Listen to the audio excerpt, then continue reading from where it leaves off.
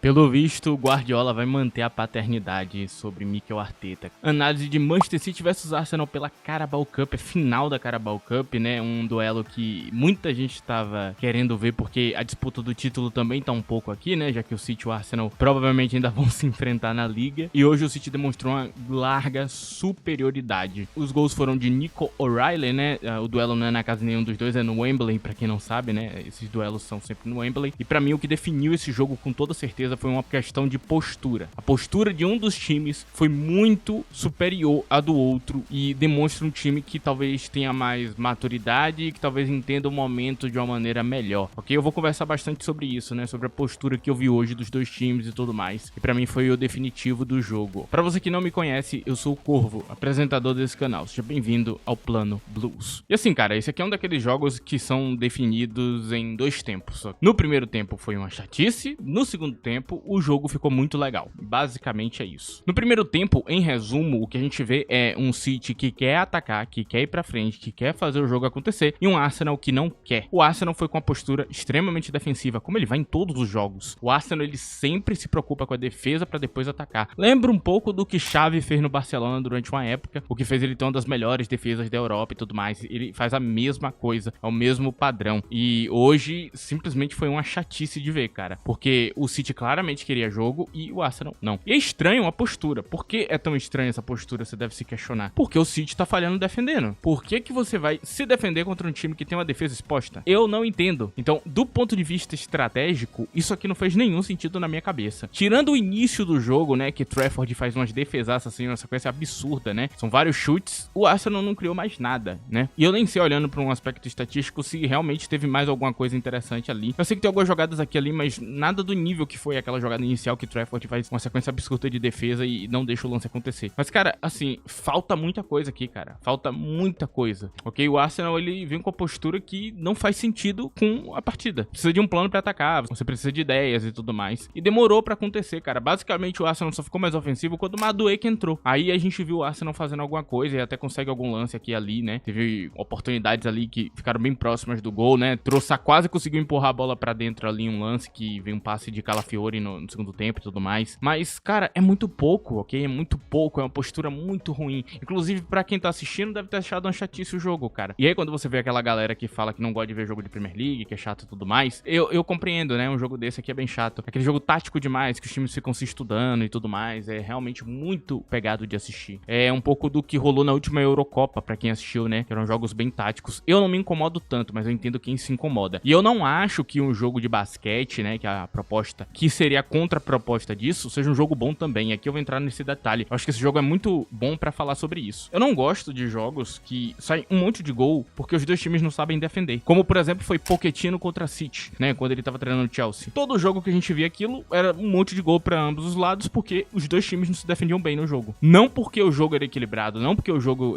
era super legal e tudo mais. O jogo era até legal, eu vou falar, eu achei o jogo interessante e tudo mais. Só que não é um jogo que você fala, pô, isso aqui é um jogo de alto nível, de dois times muito bons. Não, é um jogo onde os dois times não sabem defender. E muita gente gosta desse jogo de basquete, saindo um monte de gol, vindo um monte de jogada, e um ataca, outro ataca, e eles acham que isso é bom futebol, como aqui também é super valorizado técnica e tudo mais. Só que, cara, isso não é legal. Você não tá demonstrando ser um bom time quando você não consegue se defender minimamente bem. A não ser que você faça igual o Barcelona e ataque muito bem, e tudo bem, você vai deixar a desejar um pouco na defesa pra ter um ataque que é imparável. Mas não é o caso aqui, não é o caso aqui. Muitas das vezes são times que não sabem se defender, e aí você vê um jogo equilibrado que nem esse aqui, você pode achar que é muito pior, não, mas pra mim é o mesmo nível, é o mesmo nível de jogo. Inclusive, falando de nível, e aqui não do que gosto ou não de assistir, né, porque muita gente confunde o gosto pessoal com o nível. Não, é a mesma coisa, ok? Isso aqui foi um jogo de alto nível, isso aqui é um jogo de alto nível. Ah, mas não teve muita coisa, porque ambos se defenderam direito, ambos se defenderam bem, principalmente o Arsenal, né? A dinâmica era o City controla a posse de bola, controla as ações, enquanto o Arsenal se defende e busca um contra-ataque rápido. Esse contra-ataque não aconteceu, as transições não iam pra frente, carregamento progressivo eles perdiam a bola, então o City perde a bola e depois vai pro perde, pressiona ali, rouba a bola de volta e consegue toda vez. Então o Arsenal realmente não conseguia produzir nada, não teve nada de interessante tirando esses lances iniciais que a gente viu, ok? Então em resumo foi isso. E aqui a gente tem algo interessante, né? As formações que foram pra campo. Vamos falar um pouquinho delas e eu vou dar um detalhe um pouquinho a mais do Manchester City, porque eu acho interessante o que eu vi hoje aqui. Tô aqui nas formações, o Arsenal com 4-2-3-1, o City com 4-2-3-1, tá errado as duas, ok?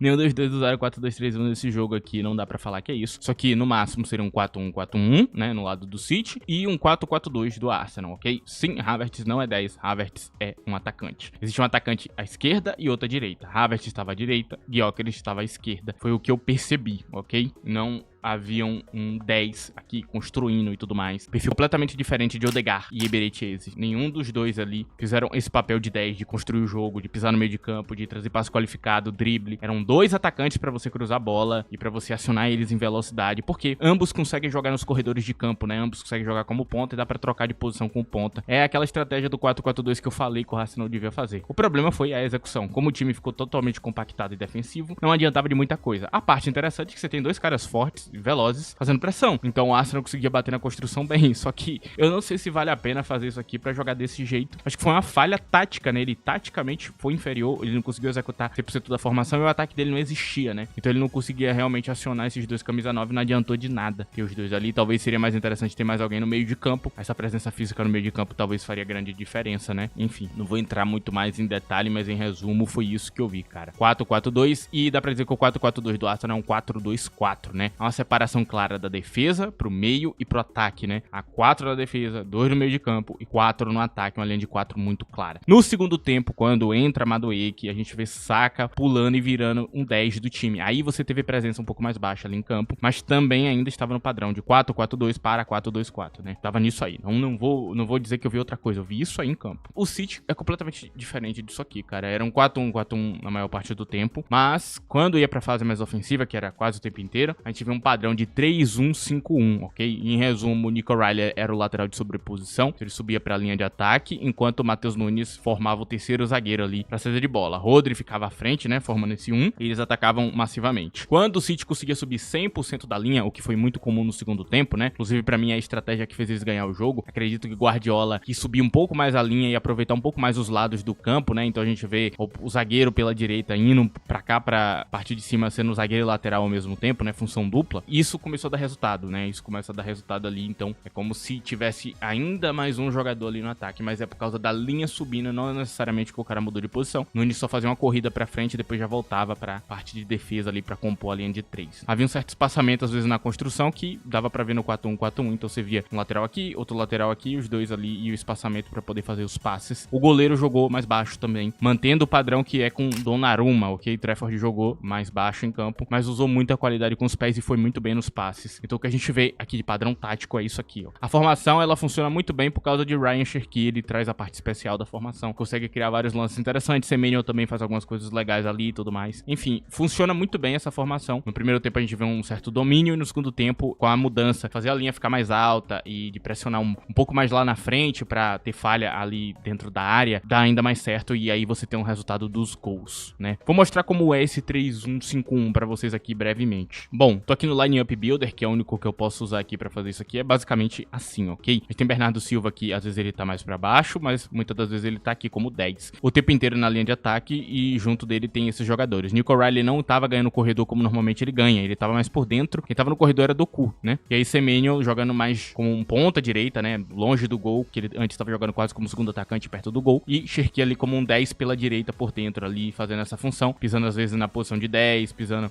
um pouco ali por dentro e tudo mais, e fazendo o jogo dele bonito que ele sempre faz. Eu acho que ele foi um dos mais influentes no jogo. Boa parte das jogadas ou passou pelo pé dele, ou ele começou, ou ele terminou e tudo mais, sempre com ele ali em campo, né? Bernardo também criando alguns lances interessantes, eu acho que funciona muito bem essa formação aqui. Isso aqui é um padrão tático que você vê em Enzo Maresca, ex-treinador do Chelsea. Ele usa esse padrão e é óbvio que vai vir algum torcedor do Chelsea falar: ah, então o Guardiola tá copiando ele? Não. Não. Ele aprendeu com o Guardiola essa formação. A formação é de Guardiola, não é dele. Igualmente você achar que a Arteta criou a formação ali e que não é de Guardiola. Não, a formação é de Guardiola. O 4-4-2 não é. O 4-4-2 realmente foi ele que depois desenvolveu ali. Guardiola normalmente não usa esse padrão. Mas a maior parte das formações que Arteta usa hoje é de Guardiola e não de Arteta. Pra deixar claro, eles aprenderam com ele e usam o estilo de jogo, a formação, do jeito deles. O único treinador que tá se distanciando agora é Kompany. Não à toa ele tá brilhando tanto, porque ele usa o jogo do jeito dele. Ele aprendeu a base, mas dentro dessa base ele criou a própria ideia, ok? É o único que tá começando a fugir fugir e daqui a pouco a gente vai começar a chamar de outra coisa e não guardiolismo, o que ele faz lá. E basicamente é isso, eu quis parar pra explicar essa parte aqui que eu acho interessante. Ele mudou o padrão porque ele tava usando outro tipo de formação e tava dando merda e ele fez essa mudança aqui pra jogar como joga Enzo Maresca. A diferença é que ele tem um lateral que consegue fazer essa função. Uma coisa que eu reclamei muito, né? Os laterais do Chelsea são defensivos e eles não sabem. Você botava um Gusto, um Cucurella, ambos defendem bem. Rola um gol ali de vez em quando, mas não é a mesma coisa de você ter um cara que sabe fazer a função e que tem presença de área pra poder participar do ataque de fato, né? Nico Riley é ruim na defesa e não no ataque, só pra deixar claro, né? Ou ele muitas vezes acaba falhando lá atrás e não na frente. Na frente ele é bom, de fato. Até porque ele é meio atacante de origem, se eu não me engano. Enfim, foi basicamente definido nisso, cara. No segundo tempo, o Guardiola entende que Arteta não ia pra frente, que não ia jogar esse futebol progressivo e ele começa a buscar o jogo da maneira dele, subir a linha e tudo mais. Começa a rolar um domínio do City a cada jogada e começa realmente, cara, a mudar completamente o jogo, cara. A partir dali a gente tem um City que realmente foi muito mais dominante e o Arsenal que demorou pra reagir, cara. A reação do Arsenal é muito lenta, ela demora demais pra agir. Eu, particularmente, fiquei um pouco puto com esse jogo. Por quê? Porque eu não acho que essa postura é aceitável de um time que tá sendo campeão, cara. Eu não acho. Numa boa, o 0-0 parecia estar confortável. Era Kepa enrolando pra bater os tiros de meta, era o Arsenal tentando forçar escanteio, e em vez de tentar buscar o gol. Eu acho a postura nojenta, pra ser bastante sincero. E a culpa do treinador. Ele sabe que a postura deveria ser diferente, mas ele foi pro jogo pra fazer isso aí, talvez tentar ganhar numa bola parada, ganhar num contra-ataque. Eu acho muito feio da parte dele, cara. Como hoje eu achei muito feio ver o Tottenham batendo latereio, né? Eu assisti aquela partida, foi decepcionante, né? Mas enfim, eu acho que tem coisas que não cabem a times de Big Six. E isso aqui é inaceitável no meu ponto de vista. Eu acho que ele mereceu perder. Eu não sinto que o Arsenal fazer um gol ou ganhar essa partida tinha qualquer merecimento, cara. Porque o Arsenal não foi atrás do resultado, cara. É um sentimento até meio ruim, porque esse time vai ser campeão, né? E pro torcedor do Arsenal que ficava debochando do título do Liverpool, falando que o Liverpool não tava jogando bonito o suficiente, vocês estão muito atrás daquele Liverpool que foi campeão. O Liverpool joga muito melhor que isso aqui durante a temporada. Tá, o Arsenal vai ser campeão, tudo bem, eu aceito esse fato. Agora, tá jogando um futebol muito feio, cara. Muito feio pra um time campeão. E a zoeirinha, a piadinha, né, que rolava ali com o Liverpool, vocês vão ter que engolir ela agora com força. Porque a temporada inteira de vocês é isso aqui, cara. É nojento, cara. Eu não acho que um time que tá pra ser campeão tem que estar jogando desse jeito aqui. Eu acho que a postura acabou atrapalhando até o próprio espetáculo, né? Tem um lance de Ryan Cherki que ele provoca ali, ele fica fazendo embaixadinha. Eu vi que Guardiola ficou puto e tudo mais. E eu entendo o lado dele. Os caras estão perdendo e eles estão lá atrás, com medo. Vem buscar a bola, vem roubar a bola, vem tentar fazer o jogo acontecer. É isso que todo mundo queria ver. É isso que eles deveriam fazer, porque eles estavam perdendo. Mas a sensação é que eles estavam lá atrás com medo e tudo mais. E tem que manter a defesa. Você tá perdendo, vai buscar o placar, cara. Mas se eu for buscar o placar, eu vou ser goleado. Você vai perder de qualquer jeito. Perder de 2-0 e 8-0 não muda nada. É uma derrota do mesmo jeito. Ganhar de 1-0 uma Champions League ainda é um título de Champions League. Não é mais nem menos se você faz 5 ou 1 gol. Vitória é vitória. Ponto final. Vai buscar o placar, meu irmão. Vai buscar o jogo, cara. Eu acho que a postura é muito ruim, cara. Vai pra final da Carabao Cup, perder um tempo absurdo pra perder de 2-0 pra uma das piores versões do Manchester City, que simplesmente não sabe se defender. Porque o Arsenal não teve coragem de atacar. É isso que eu deixo aqui bem claro. E não gostei da postura de Guardiola. Não gostei. Ele ficou bravinho que o jogador fez embaixadinha e tudo mais. Pô, irmão, vai se fuder, porra. O cara tá jogando ali em campo, deixa ele fazer o que ele quiser, cara. Deixa ele simplesmente fazer embaixadinha, firula, girar com a bola, provocar o adversário. É parte do futebol, cara. É um cara que o tempo inteiro parece que quer podar o jogador de jogar futebol. Que, não pode driblar, não pode isso, não pode aquilo. Quando o pessoal reclama de Guardiola fazendo isso, eu entendo, mano. E tem coisa de Guardiola que eu pesquiso que eu vejo a galera falando de Roberto De Zerbi e tudo mais. Olha, o comportamento ruim. E Guardiola faz tudo pior ainda, né? É 200% pior. Tudo que você vê de ruim em comportamento ruim em Roberto De Zerbi, Guardiola faz ainda pior. E tem gente que defende, né? Que fala, não, tá tudo certo quando é o caso dele. A postura dele, pra mim, é inaceitável, cara. O jogador provocou. É isso aí, provocou. O cara foi lá, tomou amarelo fazendo a falta, né? Ben White. E é isso. O jogo segue. Você não vai jogar a partida, vou provocar e vamos ver aí se você não faz alguma coisa. Foi o que ele fez ali, cara. E aí, ser repreendido pelo treinador no final do jogo, porque o seu treinador é um imbecil. Desculpa, eu vou usar essa palavra aqui. Tá sendo um imbecil. Não pode provocar o adversário. Pode sim, cara. Funcionou. O cara tomou amarelo e o Arsenal saiu pra buscar o jogo. O Arsenal saiu da toca depois daquilo. Começou a atacar com mais vontade. Os caras foram atrás do jogo depois daquela provocação. E aí, ele não devia ter feito? Sendo que isso abre espaço pra você fazer o terceiro gol. Sabe, eu acho uma postura completamente idiota, cara. Eu não consigo aceitar isso aqui não, cara. Eu acho que eu posso concordar com muita coisa de Guardiola, mas essa coisa dele reclamar do jogador de querer jogar futebol é um negócio que não dá, velho. Doku mesmo é um que, às vezes tentava uns lances arriscados e você via Guardiola reclamando com ele. Não pode fazer isso aqui, que você perdeu a bola ali, o tempo inteiro enchendo o saco, sabe?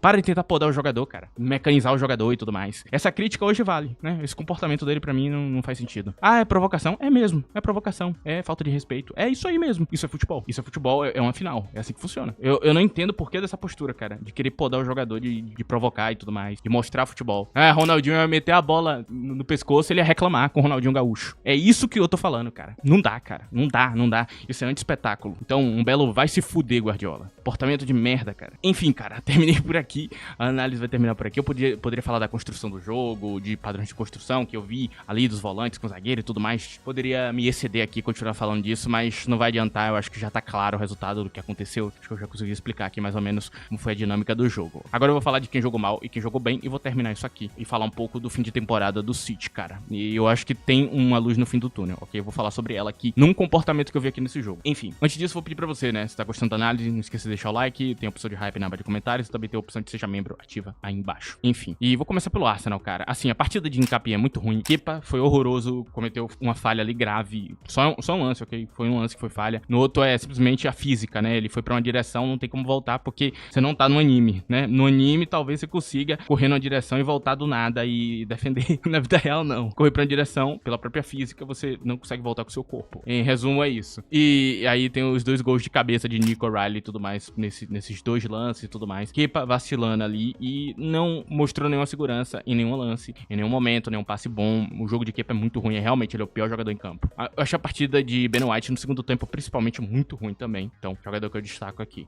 O ataque inteiro foi muito fraco hoje, ninguém produziu nada. E eu cobro bastante Saka, né, de ser esse cara que produz um pouco mais. Inclusive, eu gostei mais de Madueke do que Saka e eu tenho gostado nos jogos muito mais de Madueke do que Saka. Isso é muito ruim pra ele, ok? Não gostei também do jogo dos 2 camisa 9, não funcionaram. Simplesmente a bola não chegava e eles não conseguiam fazer nada em campo. Os 2 eram inúteis. Tirando a parte defensiva e, sei lá, pressão, eles não faziam mais nada. A bola chegava e aí um passezinho pro lado. Muito ruim mesmo. Então são jogadores que eu destaco negativamente. Positivamente no Arsenal, a dupla de zaga foi perfeita, cara. Se o Arsenal não tomou mais gol é por causa de Saliba e Gabriel Magalhães. Saliba tirando a bola no limite em alguns lances, assim, perfeitos. É sempre um elogio grande, assim, a dupla de zaga do Arsenal. O brasileiro Gabriel Magalhães aí, que inclusive é da seleção e tudo mais, vai jogar. É muito bom e hoje deu pra perceber. Acho que eu termino por aqui o Arsenal. No Manchester City, cara, acho que há claro os protagonistas aqui. O principal dele é Nico O'Reilly, os 2 gols, posicionamento, não deixou a desejar na defesa hoje. Perfeito.